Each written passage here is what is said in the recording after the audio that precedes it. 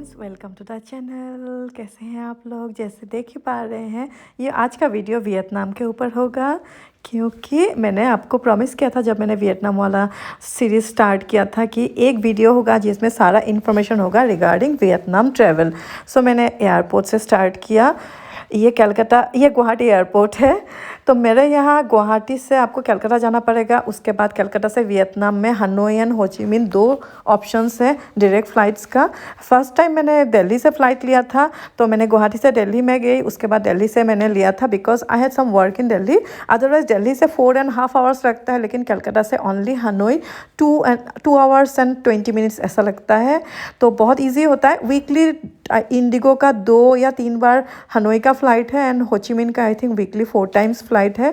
तो इस वीडियो में मैं वीज़ा से लेके इंटरनल ट्रैवल वगैरह जो मेरा एक्सपीरियंस है वो सारा कुछ शेयर करूँगी, और उसके साथ आप लोग वियतनाम का सुंदर सा नज़ारा देखेंगे। तो दैट इज़ माय इंटेंशन। तो ये हनोई एयरपोर्ट है। और फ्रेंड्स, एयरपोर्ट से आप सुवेनियर वगैरह मत खरीदिए, क्योंकि बाहर बहुत ही ज़्यादा चीप होता है। जो यहाँ के ट्रेडिशनल सामान है एयरपोर्ट में ऑब्वियसली बहुत कॉस्टली होता है। मैंने ऐसे एक झलक आपको दिखा दिया क्योंकि मेरे पास काफ़ी टाइम था। तो जैसे मैं बोल रही थी, आपको वीज़ा के लिए जो साइट है वो मैं डिस्क्रिप्शन बॉक्स में दे दूँगी। आपको कोई एजेंट नहीं चाहिए, कुछ भी नहीं चाहिए। और एक बात है, आप गूगल में जब वियतनाम ई वीज़ा बोल के सर्च करोगे, तब जो ऑफिशियल साइट है उसके पहले कुछ एजेंट वगैरह का साइट आ जाता है, उसमें ज़्यादा चार्ज करते हैं। जो ऑफिशियल साइट है वो मैं डिस्क्रिप्शन बॉक्स में दे दूँगी। आपको $25 पे करना पड़ता है। आप अपने कोई भी इंडियन कार्ड से, डेबिट कार्ड या क्रेडिट कार्ड से पे कर सकते हैं।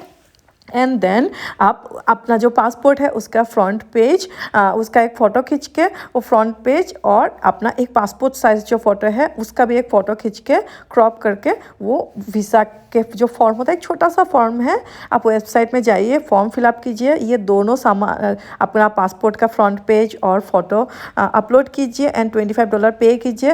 विदिन 3 वर्किंग डेज, तीन में, अगर आपने संडे और सैटरडे के छोड़ के अगर आज आपने मंडे अप्लाई किया तो आपको ट्यूसडे, वेंसडे या थर्सडे के बीच में आपके पास ई वीज़ा आ जाता है। उसको आपको प्रिंट आउट निकालना पड़ता है and then you are good to go. तो बहुत ही ईजी होता है एंड बहुत ही, आपको कोई कुछ सवाल नहीं पूछता है इमिग्रेशन वगैरह में। इनफैक्ट मेरा जो एक्सपीरियंस है, और मैंने बहुत सारा कंट्रीज़ मैंने ट्रैवल किया है यूरोप से लेके एशिया में, तो मुझे सबसे ज़्यादा अगर मुझे फ्रेंडली इमिग्रेशन लगा है तो वियतनाम का लगा है आफ्टर सिंगापुर में the airport staff are very friendly, कुछ भी नहीं पूछते हैं, एवरीथिंग इज़ वेरी प्रोफेशनल। उसके बाद मैंने देखा है Vietnam is extremely professional. Thailand वगैरह में मैंने बहुत बार ट्रैवल किया, ऐसे ही बिना कोई भी ना कुछ ना कुछ ऐसे पूछते रहते हैं। स्पेशली इंडियन के साथ बहुत अच्छा ट्रीटमेंट नहीं होता है थाईलैंड में। मैंने बहुत बार देखा है, मेरे साथ कुछ ना कुछ हुआ नहीं है उतना, लेकिन मैंने बहुत सारे अपने फेलो ट्रेवलर्स के साथ देखा है, कुछ ना कुछ इधर के उधर का बात पूछते रहते हैं। लेकिन थाईलैंड में वियतनाम में इट वॉज एक्सट्रीमली प्रोफेशनल। तो आपने टिकट लिया, फिर अपना वीज़ा आपको मिल गया। देन मेरा तो होता है कि गुवाहाटी से कलकत्ता जाओ, उसके बाद आपका अगर डोमेस्टिक से इंटरनेशनल फ़्लाइट है उसमें आप 2-3 घंटे का, थोड़ा एटलीस्ट 4 घंटे का आप गैप रखिए, क्योंकि फ़्लाइट कभी कभी डिले हो जाता है। मेरा जो फर्स्ट टाइम था, मैंने गो एयर से लिया था, मेरा गुवाहाटी दिल्ली वो डिले हो गया था अराउंड 4 घंटे का। तो इसीलिए इंटरनेशनल फ़्लाइट और डोमेस्टिक के बीच में, if you are travelling from कोई ऐसा एयरपोर्ट जहाँ से डायरेक्टली इंटरनेशनल नहीं है, तो थोड़ा ज़्यादा आप टाइम रखिए अपने पास। उसके बाद एज सुन एज आप हनोई में लैंड करते हैं, वो लोग इनफैक्ट वैक्सीन सर्टिफिकेट वगैरह वहाँ पर कुछ नहीं मांगते हैं। यहाँ पर जैसे VietJet एयरलाइंस ने मुझसे कुछ नहीं मांगा, लेकिन इंडिगो को थोड़ा ज़्यादा चाहिए था। Travel insurance and vaccine certificate मांग रहे थे। ऑल्दो इमिग्रेशन में कुछ चाहिए नहीं है अकॉर्डिंग टू वियतनाम, बट कभी एयरलाइंस का खुद का कुछ पॉलिसीज़ होता है। तो फिर वैक्सीनेशन पूछते हैं, तो हम लोग सारे इंडियन के पास है ही। तो अपना वैक्सीन सर्टिफिकेट का एक प्रिंट आउट अगर हो सके तो रखिए, और वीज़ा का लेकिन प्रिंट आउट हमेशा आपके पास रखिए। वो वीज़ा का प्रिंट आउट हर जगह चाहिए होता है। देन एज सुन एज आप हनोई में आप लैंड करते हैं, इमिग्रेशन में लाइन वगैरह तो होता नहीं है। मैंने एकदम ही, मुझे कोई क्यू में नहीं खड़ा होना पड़ा, विदिन 5 मिनट्स हो गया, स्टैम्प मिल जाता है, कुछ नहीं पूछते हैं आपसे। देन आपके पास ऑप्शंस होता है, आप वहाँ से एक गवर्नमेंट का एक प्रोवाइडेड सिटी बस है जो एयरपोर्ट बस, वो आपको 35,000 डोंग, बहुत ही सस्ता है, जो अराउंड आई थिंक 110 रुपीज़ ऐसा कुछ होता है। उसमें आपको जो हनोई का जो main tourist attraction and main city centre wall quarter पहुँचा देता है। हाँ, वो एवरी 15 मिनट्स या हाफ एन आवर में आ जाता है बस। एयरपोर्ट से आप निकलते ही लेफ्ट साइड में वो बस आप थोड़ा रुकने से आपको दिखाई देता है। अदरवाइज अगर आप एक साथ 3-4 जन हैं, you can take a cab also. Grab बोल के एक ऐप है, हम लोग के यहाँ जो उबेर जैसा चलता है वो ऐप है, वो आप डाउनलोड कर सकते हैं, तो you can book that also. हाँ, इमिग्रेशन जब भी क्लियर करेंगे, as soon as you clear the immigration in Hanoi airport, आपको वाईफाई मिल जाएगा, फ्री वाईफाई। तो उस फ्री वाईफाई से आप बुक कर सकते हैं ग्रैब। आपको दो साइड में, हाथ के दो साइड में इमिग्रेशन क्लियर करने के बाद जब बैगेज लेते हैं, देन राइट एंड लेफ्ट दोनों साइड में आपको बहुत सारे currency exchange and sim card मिल जाएंगे। जनरली एयरपोर्ट में करेंसी एक्सचेंज का रेट बहुत ख़राब होता है, लेकिन मैंने वियतनाम में देखा है कि एयरपोर्ट में ज़्यादा अच्छा होता है रेट। तो यहाँ से आप जो भी लेके जाइए, मेरे पास पुराना 2019 ट्रिप का यूरोप था, तो मैंने यूरो ही मैं लेके गई, मैंने डॉलर लेके मैं नहीं गई क्योंकि मेरे पास पुराना यूरो था। अगर आपके पास यूरो नहीं है तो आप यहाँ से डोंग एक्सचेंज मत कीजिए, क्योंकि यहाँ से आपको बहुत ख़राब रेट मिलेगा इंडिया से। You just take US dollar. अगर आप इंडियन INR से कुछ एक्सचेंज करना चाहते हैं तो you just take US dollar, वो आप एयरपोर्ट में कर सकते हैं एक्सचेंज। मैंने तो एयरपोर्ट में ही किया और बहुत अच्छा रेट मुझे मिला, क्योंकि बाद में मैंने जब जो सिटी में मैंने जब when I try to do it, मुझे सिटी में ही ख़राब रेट मिल रहा था। तो इनिशियली मेरा वो कंसेप्ट था कि एयरपोर्ट में हमेशा ख़राब रेट मिलता है, इसलिए मैंने फर्स्ट टाइम जब मैं गई थी सिर्फ मैंने 200 यूरो ही एयरपोर्ट में किया था। उसके बाद आई थॉट कि मुझे तो सिटी में अच्छा रेट मिलेगा, rest I will do in the city. लेकिन सिटी में एयरपोर्ट से कम रेट था। और $100 जो बड़ा नोट होता है उसका रेट ज़्यादा होता है, एंड छोटा नोट या $20 या $10 का रेट कम होता है। ये सिटी में है, लेकिन एयरपोर्ट में सारे जो भी डिनोमिनेशंस के आपके नोट्स हो सारे का सेम ही रेट दे रहे थे। सो आपका वीज़ा हो गया, देन आपका एक्सचेंज हो गया, देन सिम कार्ड। मैंने वियतल का ही, मैंने जितना बार ट्रैवल किया वियतनाम, वियतल सबसे अच्छा एयरलाइन सिम कार्ड है। लेकिन वियतल मैंने एयरपोर्ट से नहीं लिया है। अब हनोई में जो होम किम लेक है, जो सिटी सेंटर है, वहाँ पर वियतल का बड़ा सा, हम लोग का जैसे एयरटेल का बड़ा बड़ा या वोडाफोन का बड़ा होता है ना फ़ोन का दुकान, ऐसा ही है। अब वहाँ पर जाइए, जस्ट आपका पासपोर्ट स्कैन करते हैं एंड आपको प्री एक्टिवेटेड सिम कार्ड ये लोग इंस्टॉल करके सब कुछ रेडी करके दे देते हैं। तो विदाउट सिम कार्ड आप वियतनाम में नहीं रह सकते हैं, बिकॉज आपको गूगल मैप चाहिए होता है एंड यहाँ पर वाईफाई इजीली नहीं मिलता है। एक बार वाईफाई के लिए आपको कोई रेस्टोरेंट में जाके कुछ खाना या पीना पड़ेगा। So please take your sim card, it's up to you. आप एयरपोर्ट में बहुत सारे ऑप्शन है, if you want to take you can take from airport. मैं लेकिन सिटी सेंटर से हमेशा लेती हूँ। उसका भी आपको 15 डेज़ के लिए चाहिए, 1 मंथ के लिए चाहिए, या अगर आप वर्क कोई काम से बिजनेस वीसा में गए हैं तो ज़्यादा दिन के लिए चाहिए तो वो भी मिल जाएगा। Then the next thing is food में मुझे पर्सनली थोड़ा दिक्कत होता है, बिकॉज वियतनाम में बहुत ज़्यादा मेनली जो मिलता है, अगर स्ट्रीट फूड चाहिए तो बहुत ज़्यादा बीफ एंड पॉर्क ज़्यादा मिलता है, तो मैं नहीं खाती हूँ। एंड द लैंग्वेज बैरियर जो होता है, उन लोगों को इंग्लिश का भी समझ में नहीं आता है, तो गूगल ट्रांसलेट हमेशा फ़ोन में आपको रेडी रखना पड़ता है। इनफैक्ट होटल में भी they don't understand English at all. Manager को छोड़ के कोई कुछ नहीं समझता है। तो मुझे लगता था कि थाईलैंड में ही लोग नहीं समझते इंग्लिश, लेकिन वियतनाम में लोग कुछ भी नहीं समझते हैं। एंड तो इसीलिए खाने के टाइम पे मैं, जो सुपरमार्केट होता है जैसे 7-Eleven होता है थाईलैंड या सिंगापुर में, यहाँ पर सर्कल के बोल के एक है, सर्कल के सबसे सेफ होता है क्योंकि सब कुछ इंग्लिश में लिखा हुआ होता है। एंड जो लोग होता है कैश काउंटर में, वो लोग भी थोड़ा बहुत इंग्लिश समझ जाते हैं। क्योंकि कभी कभी क्या होता है, यहाँ पर हम लोग के इंडिया में चिप्स वगैरह में तो हम लोग मीट वगैरह उतना यूज़ नहीं करते हैं, लेकिन यहाँ पर चिप्स में भी या केक में भी आपको मीट यूज़ करते हैं। सो इन दैट रिगार्डिंग फूड मैं थोड़ा केयरफुल होती हूँ। Street food I only eat when I am sure कि इसके अंदर क्या है, तो इसीलिए मेरे फ्रेंड्स को उतना इशू नहीं होता है। स्ट्रीट फूड बहुत इजीली अवेलेबल होता है एंड बहुत ज़्यादा सस्ता है street food. But for me इतना सस्ता नहीं है, बिकॉज मुझे ज़्यादा सुपरमार्केट से खाना पड़ता है, क्योंकि until and unless I am sure कि उसके अंदर क्या है। तो मैं मीट नहीं खाती हूँ, so I stay away from some street food. लेकिन पैनकेक वगैरह बहुत अच्छा है, स्वीट बहुत सारा अच्छा मिठाई वगैरह मिलता है, and cakes and pastries are very good. I am very fond of बहुत सारे फ्रेंच बेकरीज़ है, क्योंकि वियतनाम पहले फ्रेंच कॉलोनी होता था, तो बहुत अच्छे अच्छे फ्रेंच बेकरीज़ है। मैंने इतना अच्छे अच्छे क्रॉशंस मैंने खाया, जो मैंने लास्ट आई थिंक पेरिस में ही खाया था, इतना अच्छा क्वालिटी का है। देन मैं ये थोड़ा इसीलिए दिखा रही हूँ क्योंकि आपको लगेगा सिर्फ पुराना पुराना बिल्डिंग्स एंड पुराने मोन्यूमेंट्स ही है वियतनाम में, लेकिन नहीं है।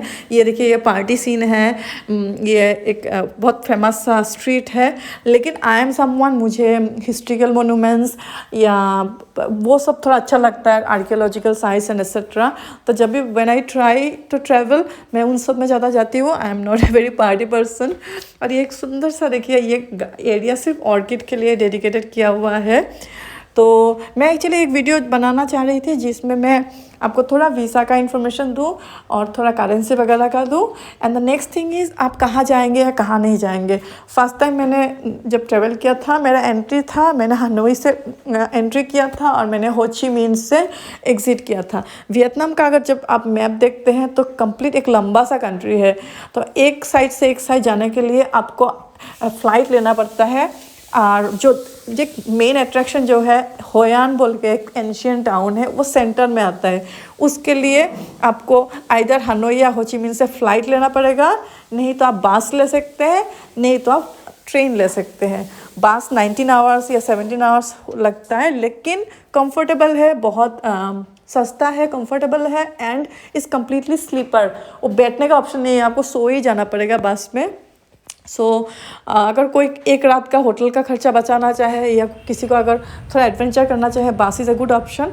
तो होयान आप पहुंच सकते हैं हनोई या हो ची मिन्ह से। लेकिन अगर आपको हनोई से हो ची मिन्ह डायरेक्टली आना है, then you have to take an internal flight, क्योंकि बहुत दूर है। तो फ़्लाइट वगैरह के लिए इंटरनल फ़्लाइट बहुत ज़्यादा अफोर्डेबल है, और हर कोई फ़्लाइट ही लेता है एक टाउन से एक टाउन। जैसे कि आप हनोई से आपको दानांग आना पड़ता है, तो दानांग हो गया सेंटर में, देन दानांग से आप हो ची मिन्ह जा सकते हैं। मुझे पर्सनली हनोई बहुत अच्छा लगता है, जो नॉर्थ में होता है, तो मेरा हमेशा बेस होता रहता है कि Hanoi, and I am very familiar, Hanoi में पहचानती भी हूँ, सो आई प्रेफर हनोई। अगर मुझे कोई टूरिस्टी जगह जाना पड़ता है, then I like going to Hoi An. Hoi An मुझे बहुत अच्छा लगता है। तो आप नॉर्थ में हनोई को बेस करके आप हालोंग बे जा सकते हैं, नीनमिन जा सकते हैं, सपा वगैरह जा सकते हैं, अप टिल चाइना बॉर्डर तक आप जा सकते हैं। एंड देन आप हनोई से फिर सेंट्रल में अगर आते हैं तो आपको दानांग में एयरपोर्ट है। होयान एक छोटा सा एंशियंट टाउन है, बहुत सुंदर है। जितने भी आपने लैंटर्न वगैरह मेरे वीडियो में देखा है वो होयान का है। जो स्ट्रीट मार्केट देखा है वो होयान का है, बहुत ज़्यादा सुंदर है। होयान के आसपास ही हुए बोल के है, जो एंशियंट पुराना कैपिटल था वियतनाम का, तो वो भी हुए city is also very good. हुए सिटी में एक सुंदर सा सिटाडल है, तो एक रिवर भी जाता है उस सिटाडल के पास से। तो आप हनोई, देन सेंट्रल में दानांग, होयान एंड हुए, इन तीनों को मिस मत कीजिए।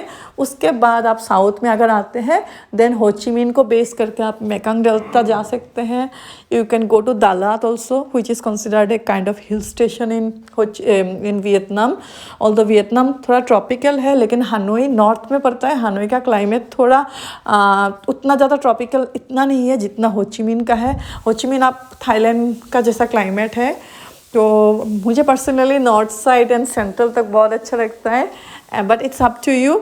If you are coming for the first time, आप ज़रूर सब कुछ ही ट्राई कीजिए, लेकिन हाँ थोड़ा टाइम लेके आइए, क्योंकि वियतनाम में थोड़ा टाइम अगर आपके पास होता है, then you can enjoy it a lot. Like एक सिटी में आपको 3-4 दिन रहने से then you can have the feel of it. और हालोंग बे एंड नीनमिन आप एक दिन का डे ट्रिप भी ले सकते हैं, और कुछ आपको प्री बुक करने का ज़रूरत नहीं होता है।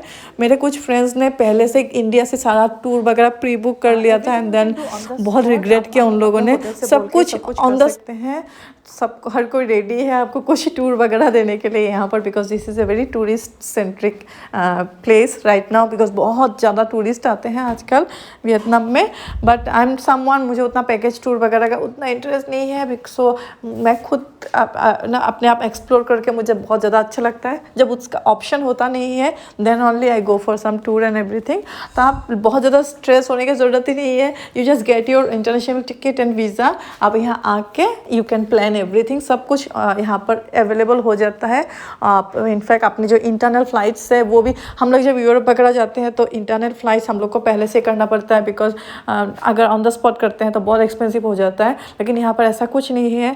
मेरे कुछ फ्रेंड्स ने ऐसे ही हनोई से दानांग या दानांग से होचिमिन का फ़्लाइट पहले ही कर लिया था, इंडिया से कर लिया था। फिर उन लोगों को हनोई आके ऐसा लगा कि और ज़्यादा दिन थोड़ा रुकना है या सापा वगैरह जाना है, लेकिन उन लोगों का नॉन रिफंडेबल टिकट ऑलरेडी था 2-3 दिन बाद ही हनोई से दानांग का। तो उसके लिए कि एक फ्रेंड ने तो मेरा वो टिकट ही उसने छोड़ दिया कि चलो कोई बात नहीं, थोड़ा पैसा वेस्ट हो जाए, मुझे और भी दूसरा जगह जाना है। तो आपको थोड़ा फ्लेक्सिबिलिटी रहता है if you don't do all the tickets, internal tickets जो डोमेस्टिक है वहाँ का नहीं करके आप आते हैं, इधर आके भी आप कर सकते हैं।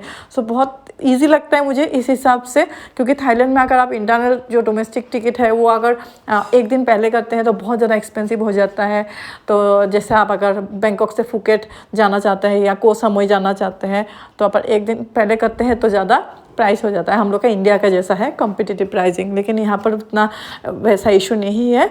तो आई होप कि मैंने थोड़ा बहुत इश्यूज़ जो है, अगर आप if you want to travel और फर्स्ट टाइम ट्रैवल कर रहे हैं वियतनाम, तो कुछ इश्यूज़ मैंने कवर किया है। अगर जो भी डाउट है आपका प्लीज़ मुझे इंस्टाग्राम पे डीएम करके पूछिए। I will try to answer whatever I know and I will be very glad to help you out if you want to travel, because मैं खुद I am very passionate about travelling and I want other people also to travel and travel alone. Agent वगैरह को छोड़िए, खुद ही you can do it yourself, मैं वही सबको बोलती हूँ। तो इसीलिए thank you so much for watching it. And जो भी है मेरा whatever more information you want, आपको नीचे डिस्क्रिप्शन में मेरा इंस्टाग्राम हैंडल मिल जाएगा, you can just DM me there. Thank you so much, bye bye.